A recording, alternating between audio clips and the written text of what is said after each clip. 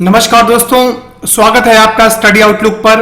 आज हम बात करेंगे शैव धर्म तथा भागवत धर्म से संबंधित महत्वपूर्ण प्रश्नों के बारे में। तो आइए शुरुआत करते हैं।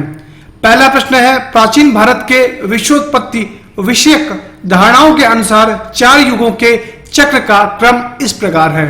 तो दोस्तों 4 ऑप्शन है आपके पास, त्रेता, द्वापर, कलि और कृत। सेकंड ऑप्शन है कृत, द्वापर, त्रेता और कलि। थर्ड ऑप्शन है द्वापर, कृत, त्रेता और कलि। और फोर्थ ऑप्शन है कृत, त्रेता, द्वापर और कलि। तो दोस्तों इसका सही आंसर है कृत, त्रेता, द्वापर और कलि। ये शब्द सुन के थोड़ा आपको अजीब सा लग रहा होगा, लेकिन कृत का हम एक अन्य नाम से जानते हैं जो कि आप सब जानते होंगे इस नाम को। तो इसे कृत को हम सतयुग कहते हैं। सतयुग के बाद त्रेता युग, त्रेता युग के बाद द्वापर युग और द्वापर युग के बाद कलयुग। तो इसका सही क्रम क्या है दोस्तों? सतयुग, त्रेता युग, द्वापर युग और कलयुग। आइए अगले प्रश्न की ओर बढ़ते हैं। निम्नलिखित में से कौन सा प्राचीन भारत में शैव संप्रदाय था? तो दोस्तों इसका सही आंसर है मत्त मयूर। ठीक है दोस्तों, और इसका जिक्र कहां से प्राप्त होता है? चेदी राजवंश से प्राप्त होता है दोस्तों। ठीक है, जो चेदी राजवंश था उनके जो अभिलेख थे उससे इस संप्रदाय का उल्लेख होता है दोस्तों। अर्धनारीश्वर मूर्ति में आधा शिव तथा आधा पार्वती प्रतीक है। 4 ऑप्शन है आपके पास दोस्तों, बताइए इसका सही आंसर क्या होगा? देव और उसकी शक्ति का योग, देवता और देवी का योग, पुरुष और नारी का योग, या उपरोक्त में से कोई नहीं। तो दोस्तों इसका सही आंसर है देव और उसकी शक्ति का योग। ठीक है दोस्तों, तो अर्धनारीश्वर की जो आप मूर्ति देखते हैं उसका प्रतीक क्या है दोस्तों? तो ये देव और उसकी शक्ति का योग। आप जानते होंगे कि प्राचीन काल में अर्धनारीश्वर मूर्ति की पूजा की जाती थी और आज भी पूजा इनकी की जाती है। शिव और पार्वती की जो संयुक्त मूर्तियां थी, इनका जो पूजन कब से प्रारंभ हुआ दोस्तों? तो इनका पूजन गुप्त युग से प्रारंभ हुआ है। इस बात को ध्यान रखिएगा दोस्तों, गुप्त युग से इनका पूजन प्रारंभ हुआ है और गुप्तोत्तर काल में इनका जो पूजन है वो काफी विधि विधान से प्रारंभ हो गया। और आपने सुना होगा कालिदास के बारे में। तो कालिदास ने एक कृति थी कुमार संभव। कौन सी कृति थी कालिदास की दोस्तों? कुमार संभव। तो कुमार संभव नामक कृति में दोस्तों इसका जिक्र भी किया गया है। तो ध्यान रखिएगा दोस्तों, अर्धनारीश्वर का जिक्र कहां पर है? तो कुमार संभव में इसका जिक्र किया गया है। आइए अगले प्रश्न की ओर बढ़ते हैं। नैनार कौन थे? तो दोस्तों नैनार शिव भक्त थे। आइए नेक्स्ट प्रश्न की ओर बढ़ते हैं। निम्नलिखित में से कौन अलवार संत नहीं था? तो अलवार दोस्तों क्या होते हैं? विष्णु के पूजक को क्या कहते हैं? अलवार कहते हैं। ठीक है, तो विष्णु के पूजक संत कौन नहीं थे इसमें? तो तिरुमंगई थे, पोयगई थे और पूडम थे। तो इसका सही ऑप्शन है यहाँ पे तिरुज्ञान इसके अलवार संत नहीं थे। बाकी तिरुमंगई, पोयगई और पूडम अलवार संत थे।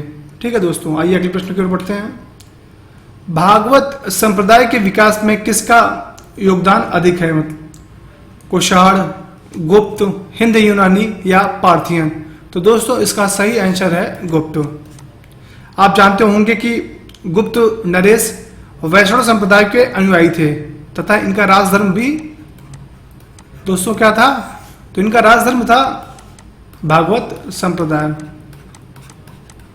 तो सीधी सी बात है, जिसका राजधर्म ही होगा तो वह उसकी संरक्षण करेगा ही दोस्तों। ठीक है, तो सर्वाधिक विकास किस समय हुआ था दोस्तों? तो गुप्त साम्राज्य के समय पर इसका सर्वाधिक विकास हुआ था।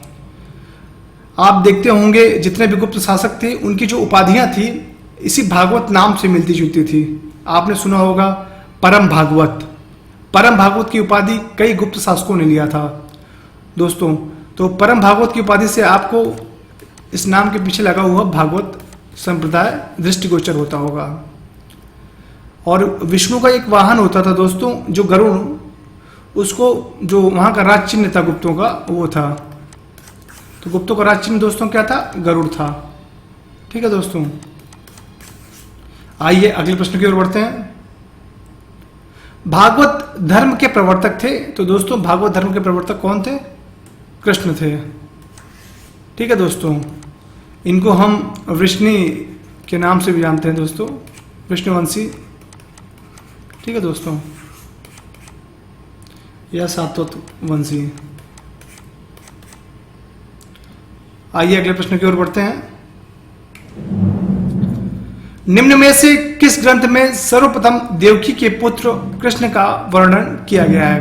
तो अभी हमने इसके पहले वाली क्लास में इसके बारे में जब डिटेल्ड एनालिसिस किया था तो वहीं पर आपको इसके बारे में बताया गया था दोस्तों, तो उस वीडियो को देख लीजिएगा। तो देवकी के पुत्र कृष्ण का वर्णन दोस्तों कहां पर किया गया है? तो इसका वर्णन किया गया है छांदोग्य उपनिषद में। आइए अगले प्रश्न की ओर बढ़ते हैं। वासुदेव कृष्ण की पूजा सर्वप्रथम किसने प्रारंभ की? तो दोस्तों वासुदेव श्री कृष्ण की पूजा सर्वप्रथम भागवतों ने प्रारंभ की थी। आप जानते होंगे वैष्णव धर्म का प्रारंभिक रूप भागवत धर्म था। इसके अंतर्गत देवकी पुत्र भगवान वासुदेव कृष्ण की पूजा की जाती थी। आइए अगले प्रश्न की ओर बढ़ते हैं। निम्नलिखित में से किस देवता को कला में हल लिए प्रदर्शित किया गया है दोस्तों? तो इसका सही आंसर क्या होगा बताइए। आपके पास 4 ऑप्शन है, कार्तिकेय, बलराम, मैत्रेय या कृष्ण। तो कृष्ण के भाई थे बलराम।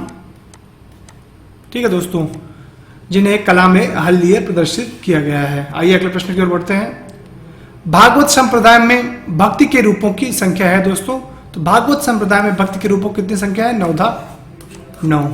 ठीक है दोस्तों, आइए अगले प्रश्न की ओर बढ़ते हैं। हेलियोडोरस का वेशनगर अभिलेख संदर्भित है। तो दोस्तों आपने सुना होगा भागवत धर्म से संबंधित प्रथम जो स्मारक है वो विदिशा का वेशनगर का गरुड़ स्तंभ है। ठीक है दोस्तों, तो जो हेलियोडोरस के द्वारा इसको बनवाया गया था। ठीक है, तो हेलियोडोरस ने स्वयं भागवत धर्म को स्वीकार किया था। ठीक है दोस्तों, इसने स्वयं भी भागवत धर्म को स्वीकार किया था। उसके उपरांत इसने वेशनगर की विदिशा में एक गरुड़ स्तंभ का निर्माण करवाया जिस पर भागवत धर्म के बारे में जिक्र है।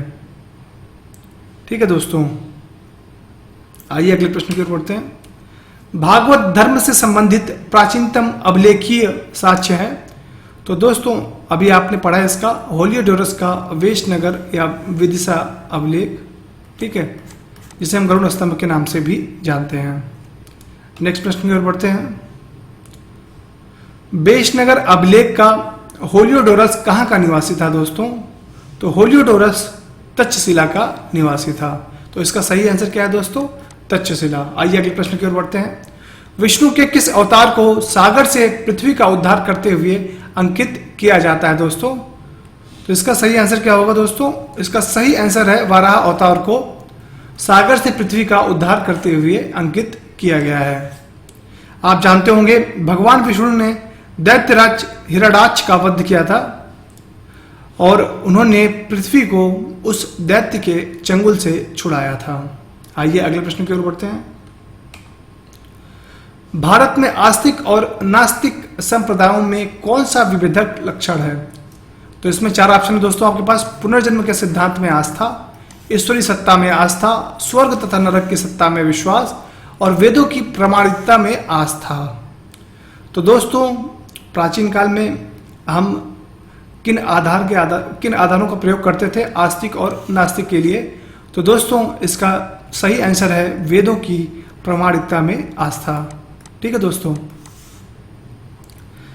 क्योंकि हम जब 6वीं शताब्दी के समय पर जो आस्तिक संप्रदाय के होते थे वो वेदों को मानते थे, जबकि जो नास्तिक होते थे वो वेदों को नहीं मानते थे। निम्नलिखित में से कौन मोक्ष के साधन के रूप में जन्म, कर्म तथा भक्ति को समान महत्व देता है? दोस्तों आज आपके पास 4 ऑप्शन है।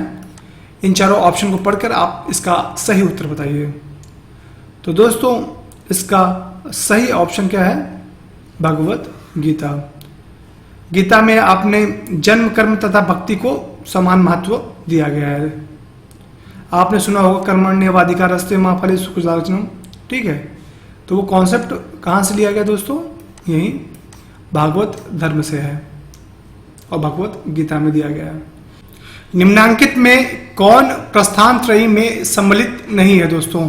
तो इसका सही आंसर है दोस्तों ब्रह्म सूत्र, जबकि भगवत गीता, उपनिषद और भागवत को मिलाकर प्रस्थान त्रयी कहा जाता है।